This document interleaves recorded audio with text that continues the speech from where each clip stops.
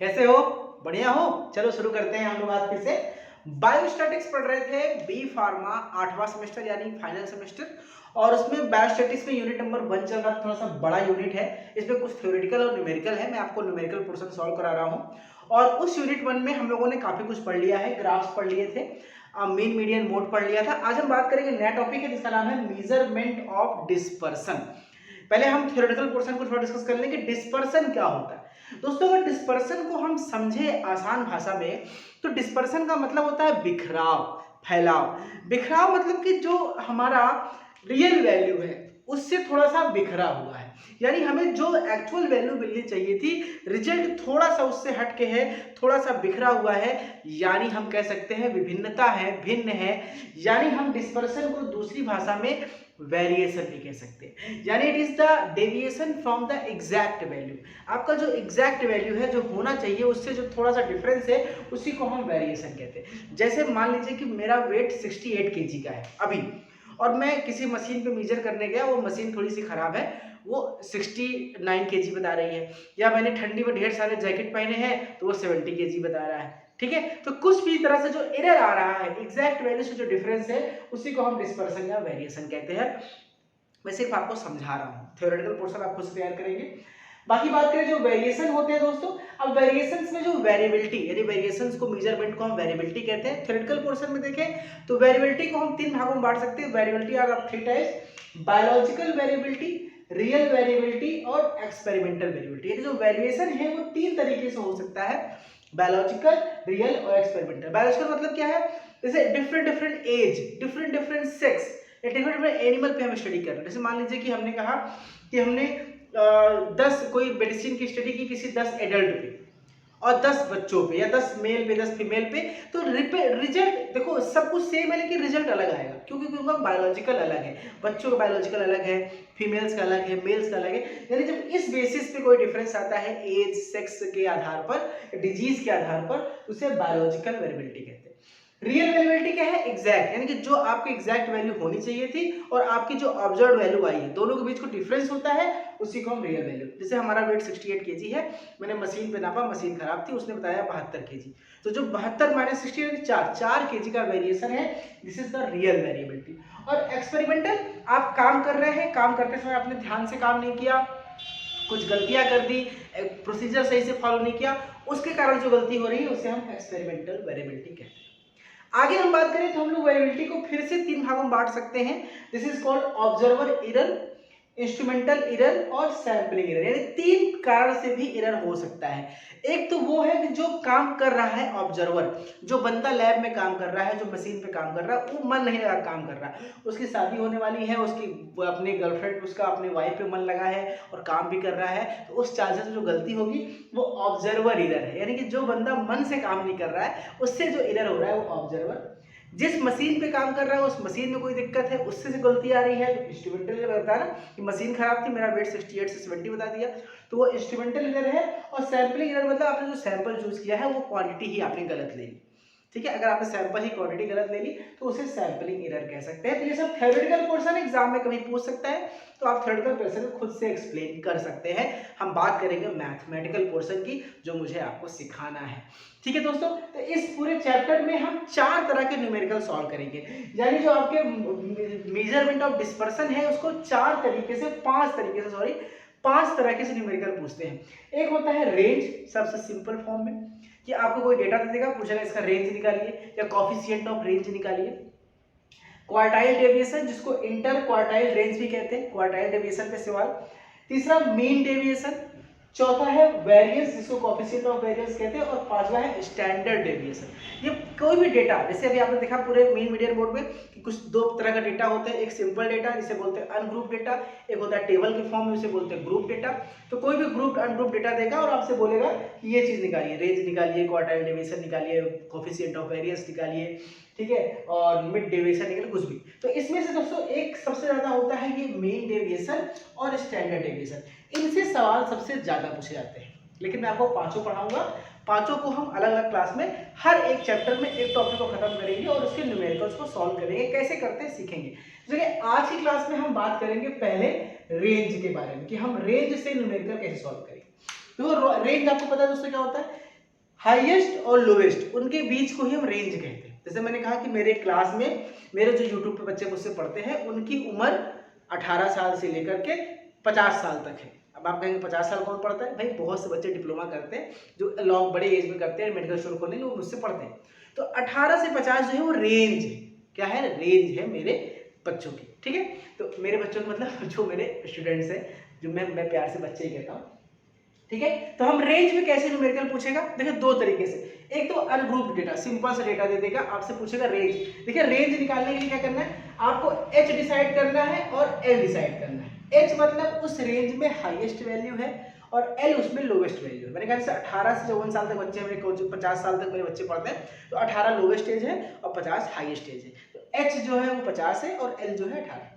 तो जो रेंज का फॉर्मूला होता है दोस्तों ये बहुत सिंपल है, range equal to H minus L, सीधा हाईएस्ट से लोवेस्ट घटा दो वो रेंज निकल जाएगा। और एक होता है रेंज कॉफिशिएंट, ठीक है, एक होता है रेंज कॉफिशिएंट, इसका होता है formula H minus L upon H plus L. एक फॉर्मूला इसको अपनी कॉपी में लिख लीजिए रेंज कॉफिशिएंट का, और दूसरा फॉर्मूला लिख लीजिए रेंज का। जब भी एग्जाम में आपसे क्वेश्चन पूछेगा वो दोनों ही पूछेगा, find out the range and range coefficient of the given data, आपको दिया रहेगा और आपको इस तरह से निकालना रहेगा। तो आप लोग चलिए बहुत जल्दी से दोस्तों ये आप क्वेश्चन इसको फॉर्मूले को नोट कर लीजिए अपनी कॉपी में, मैं कुछ न्यूमेरिकल सॉल्व कराता हूँ, ठीक है। चलिए मैं कुछ न्यूमेरिकल की तरफ मूव करता हूँ। न्यूमेरिकल्स में दोस्तों सबसे पहले मैं एक सिंपल सा क्वेश्चन लेता हूँ, ठीक है, एक सिंपल सा क्वेश्चन लेता हूँ कि जैसे कि किसी क्लास में या किसी बच्चों में किसी देश में, भाई मान लीजिए कि चाइना के वुहान सिटी में कुछ कोविड पॉजिटिव केसेस पाए गए।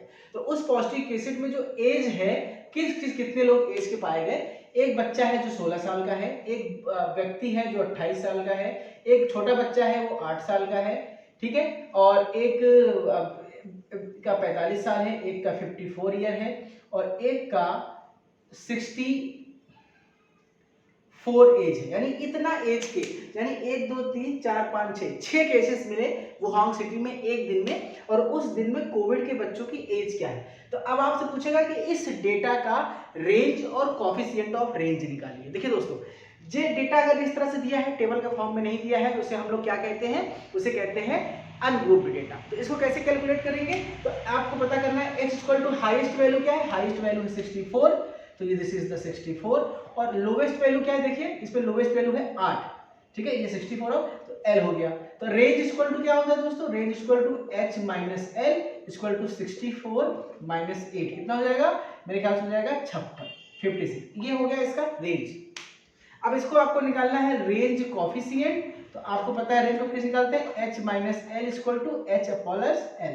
तो एच माइनस एल कितना आया है 56 और एच प्लस एल कितना हो जाएगा 64 प्लस 8, जो हो जाएगा 56 अपॉन 72। इसको काटिए, 8 7 56, 8 9 72, 7/9, इसको और सॉल्व कर लीजिए, 0.9763, ठीक है, 0.77। देखिए आपके सामने जो रिजल्ट आ गया वो रेंज की वैल्यू आ गई 56 और रेंज कॉफिशिएंट कितना आ गया 0.77। आसान है ना, बहुत आसान सवाल है, इसको आप यहाँ पे आसानी से कर सकते हैं। चलिए कुछ और क्वेश्चन एक आध देख लेते हैं हम लोग, रेंज से या रेंज कॉफिशिएंट से, इस तरह से क्वेश्चन आएंगे, आप एग्जाम में दोस्तों सॉल्व कीजिएगा, ठीक है। चलिए आगे हम बात करते हैं, हमारा फेवरेट खिलाड़ी है विराट कोहली।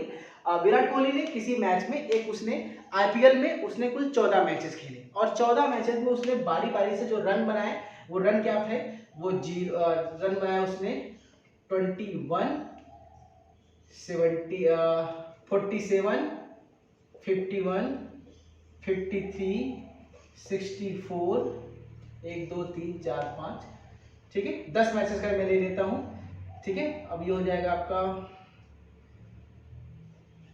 एक मैच में वो 7 रन बना के आउट हो गया, और हो गया एक हो गया 54 बनाया, एक में 63 बनाया, एक में 100 कितना हम बना सकते हैं इसको,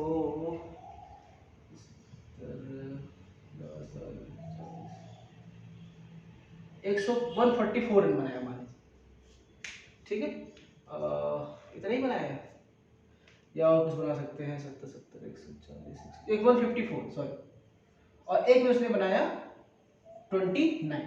अब ये 10 मैच इनिंग्स में उसने रन बनाए, तो आप कहेंगे कि इस गिवन डेटा, ये this is the ungroup data, इस गिवन डेटा का आपको रेंज निकालना है और रेंज कोएफिशिएंट। तो रेंज निकालने के लिए दोस्तों आपको पता है हाईएस्ट वैल्यू कितनी है 154, लोवेस्ट वैल्यू कितनी है 07, तो हो जाएगा 154 माइनस 7 इक्वल टू कितना आ जाएगा, आप कैलकुलेट करके देखेंगे तो हो जाएगा मेरे ख्याल से 140, 14 में से 7 के साथ यहाँ से बचेगा आपको, इधर से दिया है तो 144 मेरे ख्याल से, नहीं कर लो भाई, मेहनत काय करा रहे हो।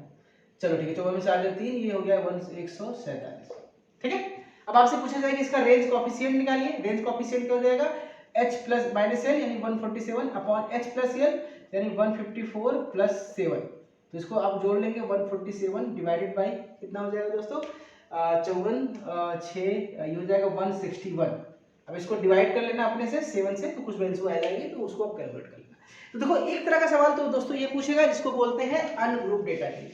अब मैं दूसरा कैलकुलेशन करने जा रहा हूँ जो थोड़ा सा डिफिकल्ट है, इसमें डिफिकल्ट कुछ नहीं है, आसान है। जब टेबल के फॉर्म में दिया है तो टेबल हमेशा रेंज के फॉर्म में रहेगा, ध्यान देना।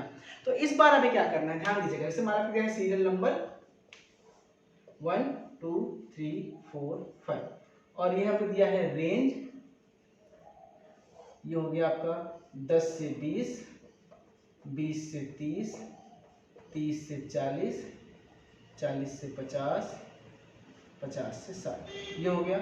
अब यहाँ पे कुछ आपको फ्रीक्वेंसी दिया है दोस्तों, कुछ उसने कुछ फ्रीक्वेंसी दिया है। फ्रीक्वेंसी में जैसे मैं देख लेता हूँ 5 10 12 6 9। अब क्या करना, ध्यान दीजिएगा, जब आप रेंज निकालेंगे दोस्तों तो हमें फ्रीक्वेंसी से मतलब नहीं है, क्योंकि यहाँ पे हम रेंज, जब हम आपको आगे सिखाएंगे कैलकुलेशन, वहां पे इसका बहुत बड़ा रोल है। लेकिन जब हम आपसे रेंज की बात पूछे तो सिर्फ आपको इस पे फोकस करना है। किस पे फोकस करना है, इस पे। तो इस पे फोकस करने के लिए दोस्तों आपको क्या देखना है कि सबसे हाईएस्ट रेंज क्या है वो 60 है, सबसे लोवेस्ट रेंज क्या है वो 10 है।